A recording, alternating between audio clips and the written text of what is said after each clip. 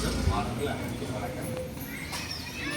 பள்ளியில் பார்த்தீங்கன்னா நம்ம எல்லாருமே ஒரு குறிப்பிட்ட வயதில் பெற்றோர் வகையில் நாங்கள் படிக்கும்போது இருந்த அனுபவங்கள், நம்ம அப்போ இருந்த மாணவர்களுக்கு எங்களுக்கு பார்த்தீங்கன்னா சக நண்பர்கள்கிட்ட நாங்கள் வந்து பேசுறது ஒரு இங்கிலாந்து லெட்டரில் எழுதுவோம். அந்த ஊரில் இருக்கிறவங்க லெட்டர் எழுதுவோம், இங்கிலாந்து லெட்டருக்கு பேர். அதை எழுதி அனுப்பிட்டு அது ஒரு வாரம் கழிச்சு எங்களுக்கு வரும். அப்படி தான் ஒரு தொடர்பை இருந்தது. ஒரு வாரம் கழிச்சு தான் எங்களுக்கு ஒரு காலேஜ் போகும்போது கூட அப்படி தான் இருந்தோம். அதே போல் படிக்கும்போது எங்களுக்கு வந்து வெள்ளிக்கிழமை ஒரு சாயந்தரம் ஒளிய போடுவாங்க. அது ஒன்றுக்காக காத்துட்டு இருப்போம் தூர்தர்ஷனில். ஆனால் இன்னைக்கு அத்தனையும் மாறி போயிடுச்சு. கையில் உலகம் வந்துடுச்சு. அவனுக்கு பையனுக்கு வந்து பார்த்தீங்கன்னா நிமிஷமாக அவன் நினைச்சானா அடுத்த நிமிஷம் எந்த பாட்டு வேணுமோ அந்த பாட்டு கேட்கறதுக்கு ஃபோன் இருக்குது. அவனுக்கு அவ்வளவு டிஸ்ட்ராக்ஷன்ஸ் இருக்குது. நம்மெல்லாம் வந்து அந்த காலத்தில் இல்லை. ஹேர் கட்டில் வந்து என்னன்னு நான் ஒரு பையன்கிட்ட பேசினேன். ஏன்டா தம்பி இவ்வளோ ஹேர் கட் பண்ணுறேன், இவ்வளோ இங்கெல்லாம் இப்படி சுத்தமாக முடிவெடுத்து இப்படி கொஞ்சம் சங்கடமாக இருக்கே, ஒரு டீசெண்டாக இருக்கணுமே, முக்கியமாக சரி நல்ல பையனாச்சே, நீ ஏன்டா இப்படி இருக்கிறேன்னு கேட்கும்போது அவன் சொல்கிறான், சார் கூட இருக்கிற பசங்கள்லாம் அப்படி இருக்கிறாங்க, நான் மட்டும் அப்படி இல்லைன்னா அவங்க வந்து என்னை வந்து கிட்டலாம் பேசுவாங்க. நானும் அதே மாதிரி வெட்டினாலும் சார் என்ன ஒரு ஃப்ரெண்டோட ஃப்ரெண்டாக ஏற்றுக்கிறாங்க. ஏன்டா தம்பி மாதிரி அப்பதான் வந்து அவனுக்கு நம்ம பொறுமையா அவனை எடுத்து சொல்லி கூட இருக்கிற உலகத்துல நீ யாருன்னு ப்ரூவ் பண்ணு. கூட இருக்கிற அத்தனை பேரும் நம்ம படிச்சுட்டு என்னவாக போறான், அந்த 10 பேர்ல இல்ல 100 பேர்ல நீ என்னவாக போறான்னு முடிவு பண்ணிக்க. அப்போ அன்னைக்கு போய் நம்ம படிப்பு மட்டுமே வராது. இன்னைக்கு இருந்து வர ஒழுக்கம், நீ நல்லபடியா ஒழுக்கமா இருந்தீங்கன்னா உங்களோட உடல் உடை எல்லாத்துலயுமே உங்க ஒழுக்கத்தை இருந்தா ஆசிரியர்கள் உங்க மேல ஒரு நல்ல ஒப்பீனியன் வருவாங்க.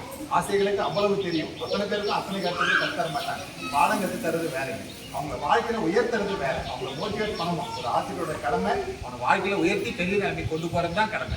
பாடம் கற்று தரது, பாடம் பாஸ் பண்ண வைக்கிறது, அது எல்லாருமே நாங்கள் செய்திருக்கோம். அதுக்கடுத்து உயர்த்தணும்னா இங்க இருக்கக்கூடிய ஒவ்வொரு ஆசிரியர்களுமே அவ்வளவு திறமையான ஆசிரியர்கள், ஒவ்வொரு விஷயத்துக்கும் ஒவ்வொரு விஷயங்கள் கற்றுக்கிறது. சரளமா ஆங்கிலம் பேசுறதுல இருந்து இங்க பயிற்சி கொடுக்கறதுக்கு அவ்வளவு ஆசிரியர்கள் இருக்காங்க. ஒவ்வொரு திறமை இருக்கு. நம்முடைய ஆசிரியர் ஒருத்தர் இயற்கை விவசாயத்துல அதை பத்தி பண்ணி தமிழ்நாடு கொடுத்த பேப்பர்ல வந்து நம்முடைய தலைமை ஆசிரியர் ஐயா அவர்கள் பார்த்தீங்கன்னா மூலிகை செடி, அவ்வளவு மூலிகை செடி நம்ம பள்ளியில பராமரிக்கிறாங்க. இதெல்லாம் வந்து தனித்திறமைகள். அவ்வளவு விஷயங்கள் இருக்கு கத்துக்கிறதுக்கு பசங்க. ஆனா இது அத்தனையும் தாண்டி பசங்களுக்கு அவ்வளவு டிஸ்ட்ராக்ஷன்ஸ் இருக்கு இந்த உலகத்துல. அது எல்லாத்தையும் தாண்டி தான் இன்னைக்கு பிள்ளைங்க நம்ம கிட்ட பிள்ளைங்களா இருக்கிறாங்க. அவங்களுக்கு எடுத்து சொல்ல வேண்டியது நம்ம கடமை. அவனுக்கு நம்ம சரியான உணவு கொடுக்கணும். நாம லிட்டில் லேசியா இருக்கக்கூடாது. அவன் போனை பார்க்கறான், நாம உட்காந்து போன் பார்க்க கூடாது. அவன் உட்காந்து படிக்கிறான்னா அந்த நேரத்தில் நம்ம கூட உட்காந்து உள்ள போய் உட்காந்து படிக்கிறான்னு நம்ம உட்காந்து டிவி பார்க்கணும். அப்ப தைரியமா நான் எப்பயுமே பேரண்ட்ஸ் கிட்ட சொல்றது, தைரியமா 2 வருஷத்துக்கு டிவியை தண்ணி ஊற்றி கழுவிடுங்கன்னு சொல்லுவோம். தண்ணி ஊற்றி கழுவுனா டிவி வேலை செய்யுமா? வேலை செய்ய நம்ம தான் ரிப்பேர் பண்ணோம்.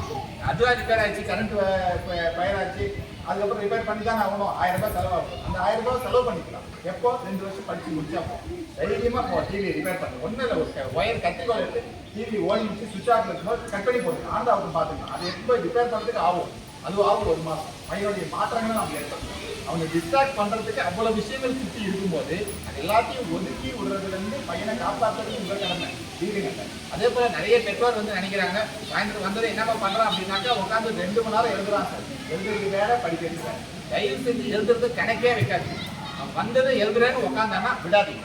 அதே போல 11வது வந்தாச்சு, அவனை உட்காந்து நான் இன்னும் கூட 10வதுக்குள்ள 8வதுக்குள்ள அந்த மாதிரி குழந்தைங்க கிடையாது. வந்தது நான் 1 மணி நேரம் விளையாட்டு வரேன், எல்லாம் நேரம் விளையாடலாம் நான் இல்லைன்னு சொல்லல. விளையாடுறதும் முக்கியம்.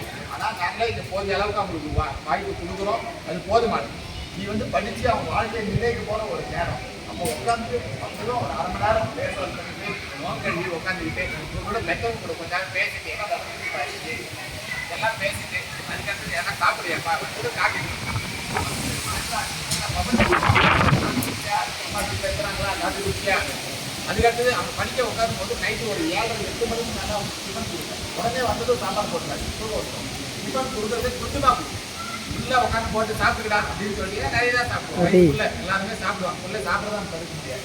நீங்களே கொஞ்சம் சாப்பாடு கம்மியாக சாப்பிடுவோம். கொஞ்சமாக சாப்பிட்டா வயிறு கொஞ்சம் படிக்கிறதுக்கு போகும்.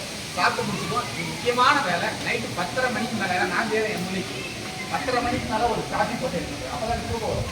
10:30 மணிக்கு என்ன பண்ணுவோம், ஒரு காஃபி போட்டு அவங்க தூக்கம் வர நேரம் காஃபி போட்டு பக்கத்தில் உட்காந்துட்டு தம்பி கொஞ்சம் காஃபி குடிச்சாங்க. இல்லைப்பா எனக்கு தூக்கம் வருது, காஃபி குடிச்சா தூக்கம் போயிடுவான்.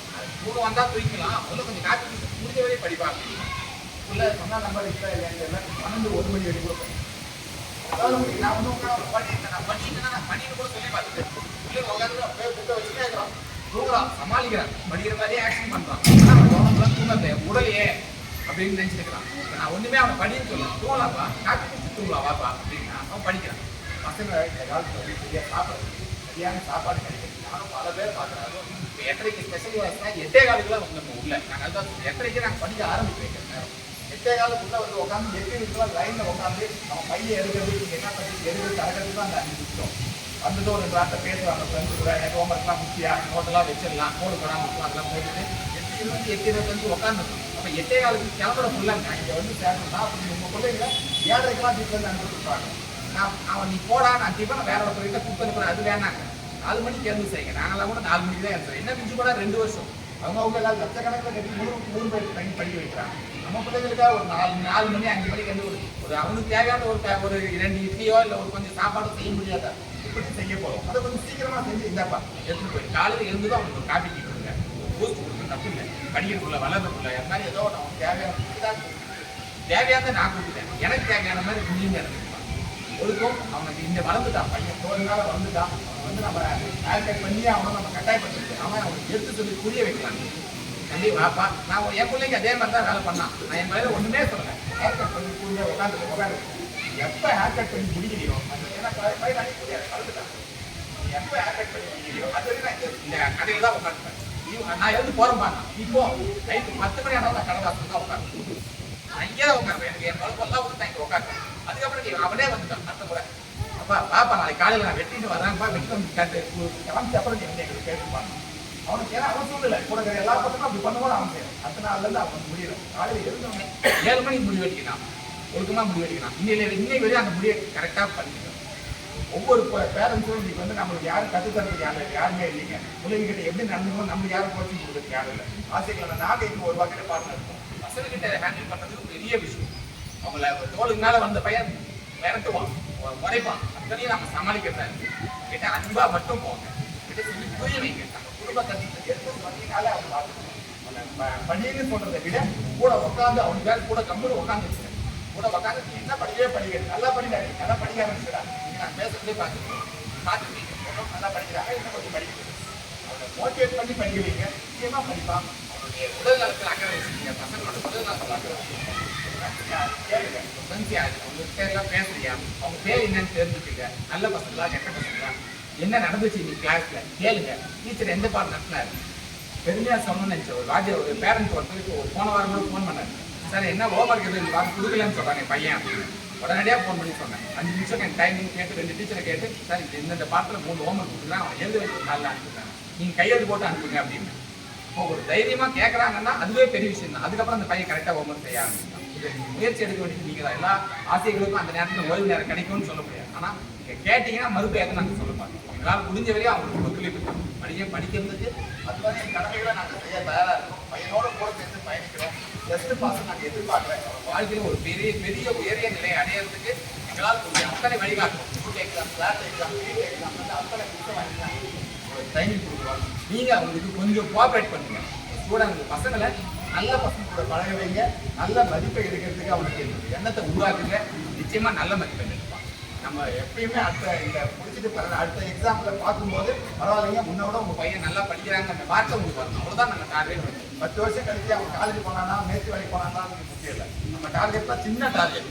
இந்த எக்ஸாம் வந்து அடுத்த எக்ஸாம் காலாண்டு பட்சத்துக்கு இதே மாதிரி பெரிய மீட்டிங் நடக்கும். ரொம்ப நேரம் சேர்த்து சொல்லுவார். அப்போ அந்த மீட்டிங்கில் நீ அந்த 1 மாதம் தான் உங்கள் டார்கெட். இந்த 1 மாதம் கண்ணு முடிச்சு படிச்சு இப்போ வாங்க இப்போ 8000 ரேங்க் வாங்குறீங்க, அது 5000 ரேங்க்குள்ள வரணும். அதை மட்டும் பண்ணுவோம். 10,000 ரேங்க்லாம் ஃபஸ்ட் ரேங்க்லாம் வேணும். 4 ரேங்க் முன்னாடி இந்த முயற்சி பண்ணுங்க. ஒவ்வொரு தேர்வுக்கும் நம்ம முன்னேறி மாணவர்கள் நல்ல நிலைக்கு கொண்டு வரலாம்.